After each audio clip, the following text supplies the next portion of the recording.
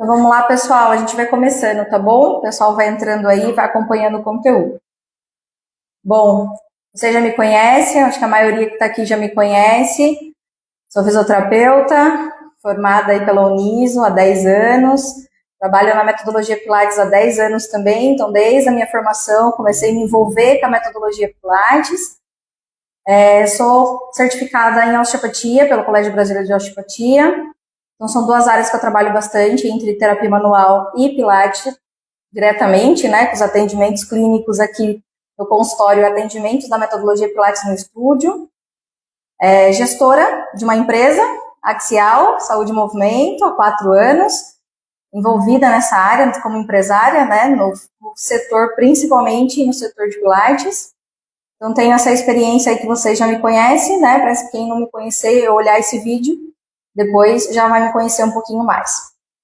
Bom, o conteúdo foi para chamar atenção sobre algumas particularidades da metodologia, alguns erros aí cometidos talvez no início, por conta da imaturidade ainda do conhecimento do método, e que a gente também pode evitar e com a minha experiência, né, passando para vocês, o que a gente pode fazer como dica, como orientação, para que vocês não cometam esses erros. Talvez foi um percurso que eu caminhei, né, que eu senti na pele, essa dor de não ter a segurança nos primeiros atendimentos.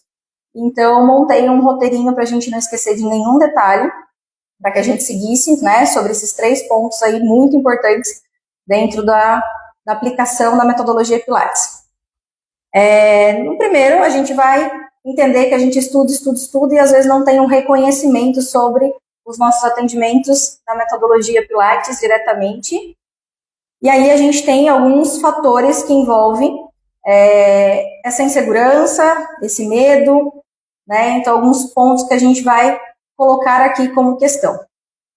O primeiro erro, né, que a gente pode cometer, e no início é muito comum, a gente não entender da base do movimento. A gente até conhece o exercício, sabe o nome, mas não entende exatamente como funciona toda essa metodologia, e simplesmente olha para a função do movimento, mas não a finalidade interessante dentro do próprio método. Então, como eu comentei ali no conteúdo, que tinha alguns exercícios que eu entendia como um fortalecimento, e não era exatamente um fortalecimento de uma cadeia superficial, era de cadeia profunda, principalmente que eu dei exemplo lá sobre o footwork, que acreditava muito ser um fortalecimento dos membros inferiores, então colocava até molas excessivas para dar essa ligação com a carga, e não tinha essa intuição sobre a sequência exatamente dos movimentos. Então, independente se a formação é do clássico ou do contemporâneo, a gente está aqui para falar sobre algumas experiências iniciais e como a gente vai se comportando agora com mais conhecimento, com mais embasamento, além da ciência, embasamento histórico que veio realmente da metodologia. Então, dentro desse contexto, alguns movimentos a gente vai entender ou interpretar pela linha de função geral, mas esquece de alguns detalhes ou particularidades que é muito importante. Então, como eu pontuei como erro principal, ou primeiro, né, para iniciar toda essa etapa de levar uma formação, levar uma instrução de movimento, é sobre esse erro do não entender a base do movimento. Algo muito importante também, que eu me sentia frustrada em relação aos atendimentos, não sabia a necessidade de adaptar, não tinha segurança. Pensa bem, se eu não tenho conhecimento da base do movimento, eu não sei o que eu estou enxergando, o que eu devo enxergar na execução do movimento. Então, isso é muito interessante que a gente tenha isso em mente sobre a base e assim dar a necessidade e a observação específica do detalhe do movimento para que ele realmente aconteça. Então, é uma coisa que eu acometi, né, tentando melhorar essa minha habilidade de montagem de aula, essa habilidade de desenvolvimento sobre o meu atendimento, diretamente como físio e também como instrutora de Pilates, independentemente, porque não dá para misturar uma coisa com a outra. Dentro do consultório a gente faz um tipo de atendimento e dentro do estúdio, dentro do atendimento método Pilates, a gente faz outro tipo de atendimento. Então a gente acaba misturando muitas informações até para o nosso paciente, cliente, ele não entende o conceito do que é um atendimento Pilates, do que é um atendimento talvez fisioterapêutico. Então, é muito importante que a gente tenha esse direcionamento também profissional e clareza. Então, esses foram os três erros. Um já foi aqui comentado. E também eu quero que vocês comentem, se vocês puderem comentar, o que vocês entendiam com alguns movimentos. A gente sabe que na formação são muitas informações de exercícios. Na apostila, no layout prático, é muita informação. Então, assim, entender o objetivo específico daquele segmento de exercício, daquele movimento, é muito importante, para que a gente tenha segurança em aplicar realmente esses exercícios para os nossos clientes. Então, comente aí para mim, vai colocando no compartilhamento aí das mensagens, qual era o exercício que você imaginava ser uma função e ele não tinha exatamente aquela função ou aquela carga, aquele movimento exatamente. Se vocês puderem comentar aí, eu já vou lendo aqui para a gente poder interagir também diante dessa live.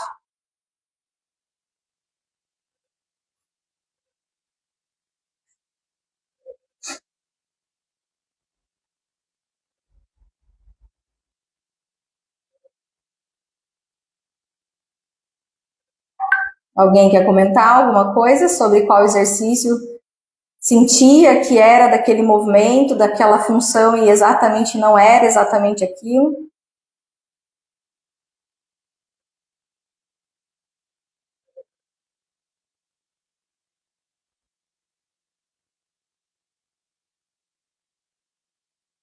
Outro exemplo de exercícios que eu achava que era uma parte abdominal, exercícios abdominais, uma sequência de abdômenes, eram exercícios de stretch, de alongamento. Então, muitas das vezes a gente imagina ser, obviamente o abdômen vai fazer parte dessa organização do movimento e ele é uma centralidade, ele é um princípio muito importante, olhando pela metodologia clássica também, pela origem, da onde veio toda essa formação aí de princípios, mas eu acreditava muito que era voltado a isso, apenas, contrair o abdômen, e não necessariamente fazer um stretch, que era um alongamento. Então, bastante exercício está escrito o nome stretch, de alongamento, muitas vezes era interpretado em muitas situações que era um exercício abdominal. Até a gente entender exatamente qual é a articulação envolvida dentro da metodologia, qual era realmente o direcionamento nesse movimento necessariamente. Então, são várias informações que a gente imagina ser e não é exatamente a função, a finalidade do exercício produzido até então. Isso, eu estou vendo aqui sobre o Terranguet, um exercício de potencialidade vascular nesse aquecimento aí, início de aula ou nos primeiros movimentos aí. Então, a gente está vendo que o Terranguet, ele realmente gera essa resposta abdominal, mas a força não vem exatamente do abdômen, mas sim das costas, a conexão da cadeia posterior. Então, realmente, se a gente não entende do movimento, a gente faz alguns erros. Então, se a gente vai cobrar para algum cliente corrigir aquele movimento ou instruir o movimento e não tendo essa base, a gente vai cometer alguns erros de contrair ou pedir força em lugares onde realmente não é a finalidade ideal, do método em si. Vi também sobre aqui colocação de molas, os membros superiores achavam que seria para o braço, então realmente os arms, a sequência de braço, a sequência de pernas, leg service, arm service, a gente tem esse nome, mas a força vem da onde? Do centro, da estabilidade central. Então, se a gente não entende dessa base do movimento, a gente está pedindo, às vezes, muita força no braço, força na perna, e até acaba colocando molas excessivas por conta disso, achando que é a mola que vai dar toda essa sustentação, uma resistência externa, e não, é uma resistência interna que tem que ser levada em consideração, de cadeia profunda. Então, toda essa logística de entender o movimento, entender essa base do princípio desses movimentos, é muito importante. E é um dos erros que eu cometi, e muita gente pode acometer, porque a gente não está totalmente ligado àquela finalidade do método, mas sim uma finalidade de movimento ali. Ainda mais que o nome, às vezes, nos leva a pensar em coisas errôneas, leva a pensar que é uma parte e é outra realmente em ativação.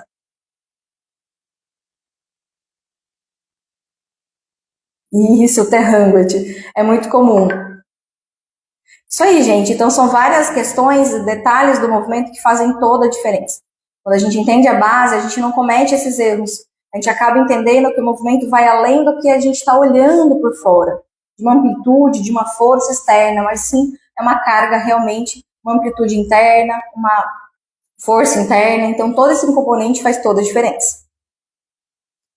Obrigada, gente, para quem compartilhou aí as suas informações. Uma dica que eu dou sobre essa questão é entender e sempre se perguntar qual é a função, o objetivo central desse exercícios dentro do método. Porque o exercício tem que passar diante do método e não o exercício para aquele paciente, para aquela pessoa.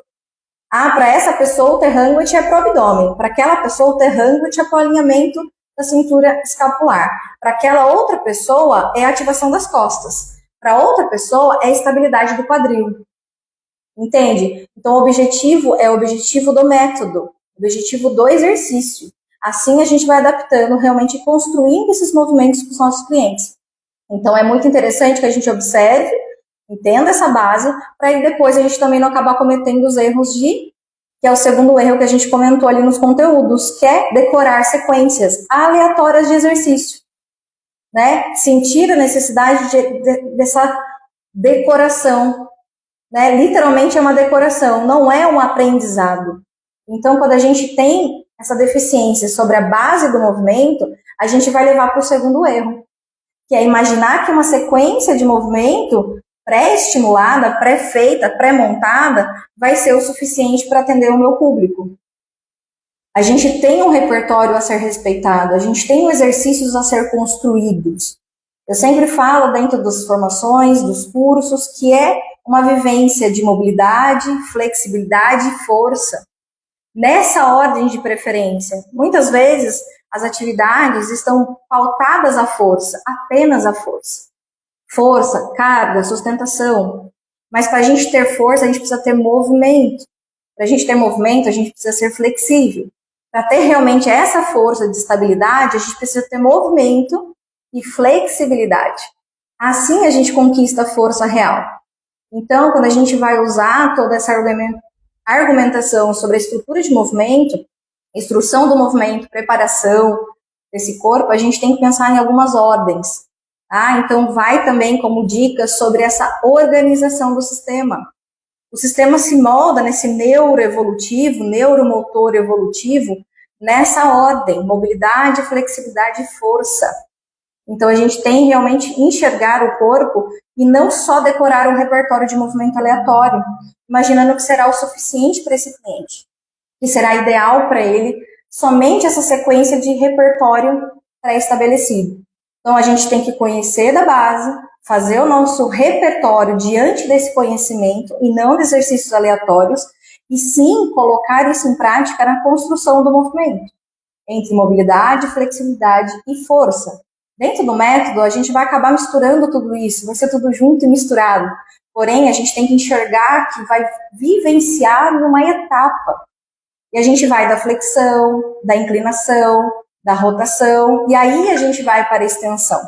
Então, também é uma ordem de movimento de construção. Por isso que os primeiros exercícios dentro do método é muitas flexões.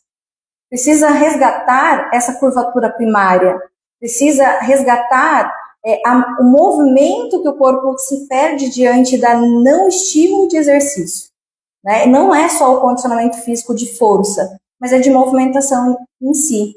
Então, decorar repertório não vai ajudar, em muitos casos, não vai ser o ideal. Porque aí a gente vai também levar a outras consequências. E quando acaba esse repertório antes do final da aula? Quando eu não sei mais o que fazer, quando toda aquela construção de exercício já finalizou.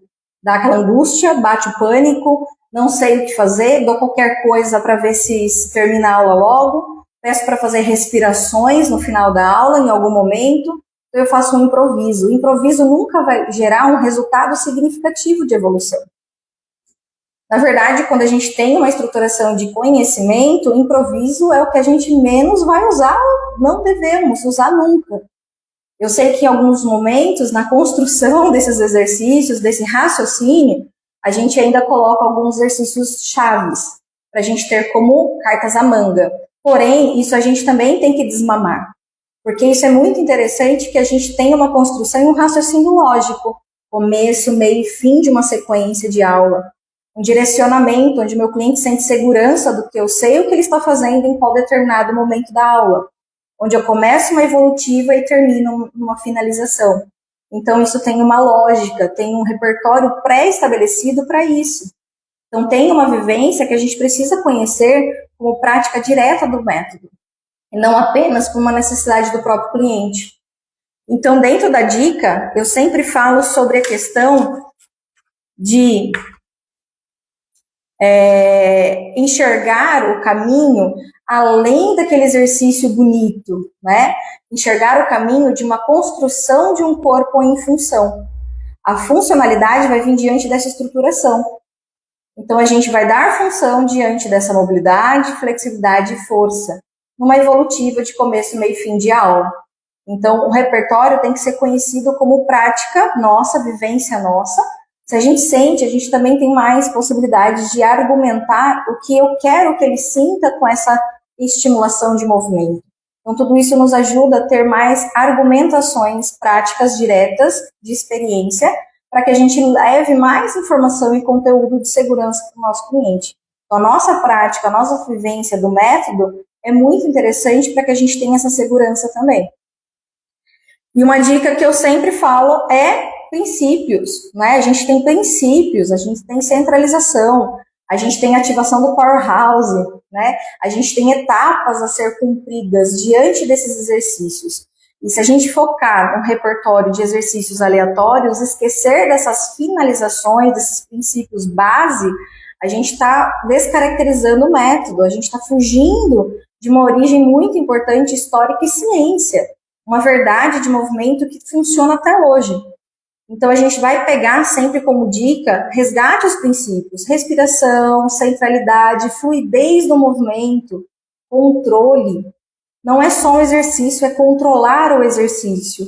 A força vem dessa estabilidade, não é um movimento explosivo, é um movimento controlado. Então, todas essas informações geram um repertório de segurança, onde você tem o começo, meio e fim de aula, respeitando etapas de construção. É neurociência, é uma evolutiva, é fase cognitiva, é fase associativa e depois fase automática. Se eu não passo por essas construções neurológicas, eu perco a finalidade de função do movimento realmente motor. E aí eu quero que você agora comente aí para mim, se vocês tiveram algum momento que teve que decorar alguma sequência, por não entender exatamente da base, não ter tanta segurança, se vocês decorarem em algum momento uma sequência para passar em aula aí dos seus clientes, pacientes, alunos, comente com emoji aí para mim. Faz um aceno, comente algum detalhe aí de figurinha para a gente poder detectar que é uma prática muito comum, mas a gente tem que evitar cada vez mais fazer uma sequência de decoreba. E sim fazer uma sequência de lógica, de raciocínio metodológico. Vamos lá. Comente aí para mim. Levanta a mãozinha. Acontece, muitas. Eu montava isso num caderno, eu desenhava, lembra que eu mostrei? Não sei se vocês viram lá no conteúdo, no Stories, eu montava a aula por figuras de exercício. Né? Uma perninha para cima, uma perninha para baixo, um bracinho para um lado, um bracinho para o outro, e montava essa sequência de exercício. Porque eu não entendia do nome, eu não tinha base de exercício para poder ter essa segurança de raciocínio, e eu acabava montando isso. Eram essas minhas informações que eu tinha. Quem nunca, exatamente, quem nunca, né? Teve um protocolo ali decorado para a gente ter uma segurança, uma certa segurança. Mas aí não vai dar certo por muito tempo, né? O improviso sempre gera muito mais insegurança. É tenso, é tenso. E é isso aí, gente. Quem nunca, né? Não estou aqui para julgar, estou aqui para falar dos meus erros, na verdade. É uma informação de experiência, não é um julgamento. Estamos aqui para trocar informações profissionais. Tem gente aí que talvez não seja da área, mas está também querendo saber sobre a metodologia, que é muito importante, né? Como paciente, como cliente, né? Que está envolvido dentro desse tratamento, desse condicionamento físico, dentro do método Pilates. É muito importante também. Sejam bem-vindos aí à nossa live.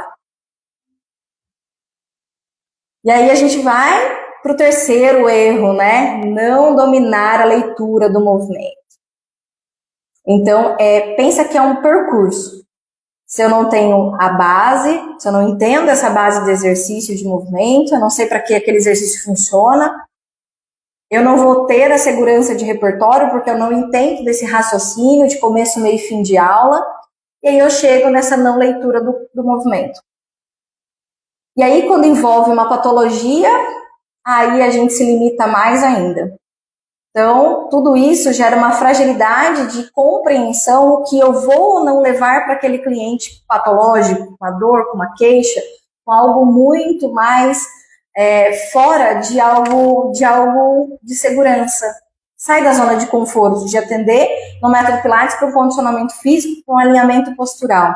Quando envolve uma dor crônica, quando envolve uma dor aguda, chega travado na aula. E aí, o que eu vou fazer com esse paciente? Colocar ele deitado, deixar de pé mesmo? O que eu faço? Então, tudo isso gera uma resposta no terceiro erro. Então, quando a gente faz uma construção desde a base desse alicerce, a gente evita alguns erros, principalmente quando envolve queixas e queixas ali de momento. Quando a dor é crônica, a gente ainda tem uma preparação, o cliente já vem com essa dor, não é uma dor talvez tão limitante, se torna crônica, é pelo tempo, pelo esforço, já fez alguns tratamentos que não deram certo, porém, quando chega nessa fase de uma dor aguda, de um travamento da região lombar, como eu já dei como exemplo, e aí, o que eu faço com esse cliente? O que eu faço com o paciente? Eu vou ter que saber o que não fazer para não prejudicar ele naquele momento, e também o que ele vai ou não conseguir fazer. Então, essa leitura vem desse mapeamento. O que eu consigo fazer com ele normalmente? Muita respiração, muito exercícios, não voltado àquela região de sofrimento. Vamos pensar em vítima e agressor. A gente tem que ir atrás do agressor. E a vítima é quem está gritando. O agressor não está gritando. O agressor está quieto. Então, quando a gente vai olhar para uma hérnia, e esse caso da paciente que eu comentei, é uma hérnia extrusa. Se ela tivesse ido para o médico diretamente, teria sido cirurgia. Porque não era só uma hérnia, né? Uma protusão discal, uma alteração ali do anel, do disco. Era uma extrusão. Ou seja, estava comprometendo exatamente o caminho medular, a ramificação nervosa. Então, nesse momento, o que a gente conseguiu fazer? Respiração, estabilização, a gente fez estabilização pélvica, a gente fez estabilização da cintura escapular, algo longe do processo, né? Só que pensa que é tudo uma cadeia, é uma logística de sistema. Então, se a gente fica isolando muita coisa, a gente acaba perdendo o que há de melhor na sua organização sistêmica. O medicamento é sistêmico, a parte química, né? Eu tomei um analgésico, ele é sistêmico. Por mais que você passe uma pomada, né, uma pomada que vai gerar um conforto muscular, né, na região, uso tópico, também entra na corrente sanguínea, isso se torna sistêmico. Então, o efeito é sistêmico. Quando a gente fala de exercício, quando a gente fala de doses de movimento, isso também é sistema. Então, quando a gente não olha para a totalidade, a gente acaba cometendo alguns erros. Então, assim, a gente vai levar em consideração a linha patológica. Eu preciso entender da fisiopatologia. É interessante, é importante. Pela nossa formação, tanto físico quanto educador, é importante a gente entender como é que funciona o corpo. Mas, em primeiro momento, é o que eu consigo ou não fazer. Pede movimentos de braço, pede movimentos de perna, pede movimentos cervicais, pede pequenos movimentos, pequenas amplitudes. O que vale mais é a ativação sanguínea. Não é a força, não é a mobilidade, não é a elasticidade naquele momento. Entende que aquele processo que a gente está, de trabalhar a mobilidade, flexibilidade e a linha de força, é um momento diferente de uma fase aguda. Tudo bem? Então, a gente tem que trabalhar os princípios. Traz o corpo para essa centralidade, ative esse abdômen sem grandes movimentos, sem grandes sobrecargas. O corpo já está no limite. Então, a gente precisa entender que a leitura é pequenas coisas que vai resolver grandes coisas. Naquele momento, a gente não teve que evoluir o tratamento, teve que regredir as nossas conquistas funcionais. A gente teve que adaptar. Então, uma dica importante, observe, escute o corpo, né, nessa visualização de movimento e adapte. essa informação que vai levar toda uma construção. Não é o melhor momento de exercícios mirabolantes, ou exercícios que levam grandes cargas, principalmente daquela região. Né? Pensando na lombar, pensando no fator aí cervical, que está muito acontecendo hoje, né? Antigamente era muito lombar, hoje é mais cervical, tem muitas demandas cervicais, né? Por postura, por questões cognitivas, tensionais, emocionais, todo esse conjunto de informação gera muita sobrecarga cervical. Então, nessa tentativa de resgatar o corpo, começa em pontos distantes. Começa a observar lá no pé, começa a observar no joelho, começa a observar no quadril, começa a observar a centralidade, o abdômen, começa a observar os ombros, aí você vai chegar na cervical. É um processo, eu começo a construir o movimento. Então, em muitos dos casos, a gente tem que tirar o foco, porque o foco daquela dor já está com o paciente. Ele já está sentindo aquela região. Vamos tirar o foco e não é só para a gente mascarar o que a gente está fazendo, é para a gente ter condição para que esse processo segmentar se estabeleça pelo sistema. Então, o corpo, ele tem a sua capacidade de cura, mas para isso a gente precisa dar caminhos, tirar os obstáculos. Então, a gente vai fazer mobilizações, vai fazer elasticidades e vai fazer a força. Não no local de dor, principalmente numa fase aguda. Então, foge um pouco desse caminho de olhar só para a dor, do que ficar montando aula para quadril, aula para joelho, aula para lombar, aula porque no mesmo horário você está atendendo joelho, pé, tornozelo, está atendendo lombar, está atendendo cervicalgias, está atendendo bursite de ombro, tendinopatias do quadril. E aí, você faz o quê? Cada um faz a sua aula de ativação, de movimento. E a gente perde o raciocínio de qualidade, perde o raciocínio metodológico de exercício. A gente vai sim adaptar em algumas fases, em alguns momentos, principalmente na fase aguda. Só que isso é levando em consideração que eu tenho que levar uma organização central e não partes.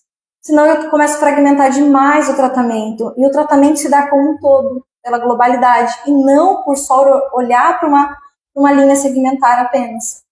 Então, é um erro muito comum é olhar realmente só para a patologia e se limitar a essa aula patológica. Né? Vou fazer várias aulas para patologias. E eu realmente não dou sistema, eu não dou função para esse sistema. Então, é um erro que eu cometia por não ter essa base, que eu cometia por decorar repertório, e que hoje, depois de um tempo, a gente começa a aprender a ter essa leitura. Então, mesmo com a dor, eu peço para o cliente, venha na aula, venha nos atendimentos, porque é nesse momento que a gente usa toda a nossa argumentação para que esse corpo se torne mais confortável, se torne mais organizado. A gente vai atrás desse equilíbrio, desse conforto, e o sistema vai se restaurando. Literalmente, o movimento cura. A gente vai dando base para essa cura acontecer. Então, tudo isso é muito importante. E aí, recapitulando, eu queria que vocês colocassem aí qual é a patologia que mais vocês atendem ou que tem mais insegurança em atender. O que mais aparece aí para vocês nos atendimentos? Em busca da metodologia, em busca, às vezes, uma indicação médica. O pessoal normalmente está indicando bastante a metodologia Pilates para tratamento direto. Todas. Aparece de tudo um pouco. Muitas patologias envolvidas.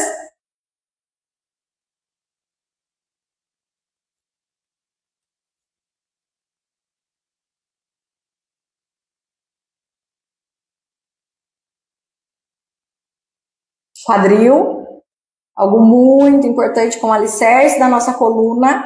Então, se aparece quadril, a gente tem que pensar em torácica, tem que pensar em outras situações aí de estabilização do corpo.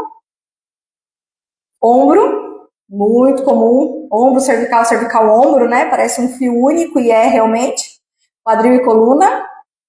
Dor lombar, mais desafiante escoliose, né? Que é uma estruturação disfuncional aí, desvio lateral da coluna. Essa escoliose também, pensar em muita estruturação de quadril, né? A gente precisa dar base para essa coluna aí se organizar.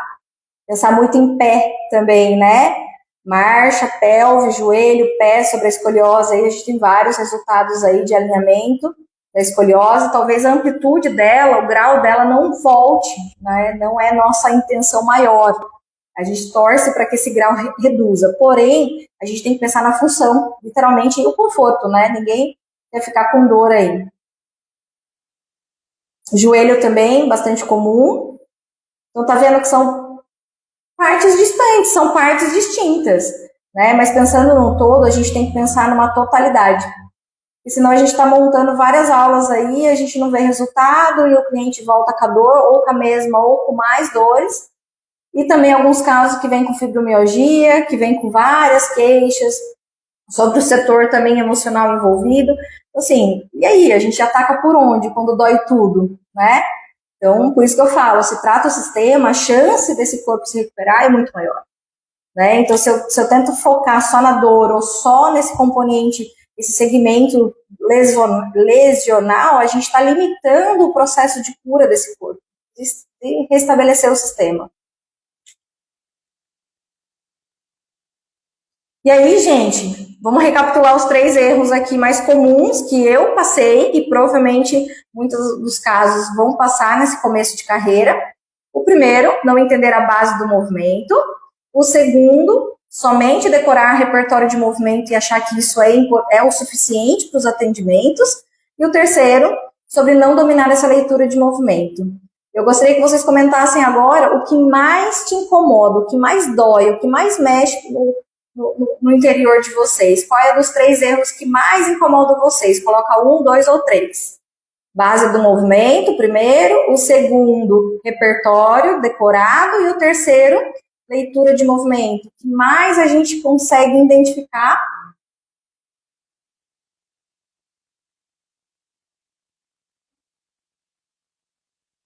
Oi, Pri, aluna nossa aqui do espaço.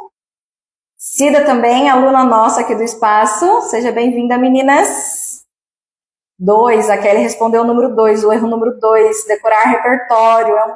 Dói, né? Parece que gera mais insegurança ainda. É aquela falsa sensação, né, de que eu estou montando uma aula, estou decorando aquela aula e eu vou ter embasamento para aplicar essa aula, né? E gera muita frustração quando a aula não sai do jeito que a gente colocou no script, né? Oi, Dai, foi aluna minha também.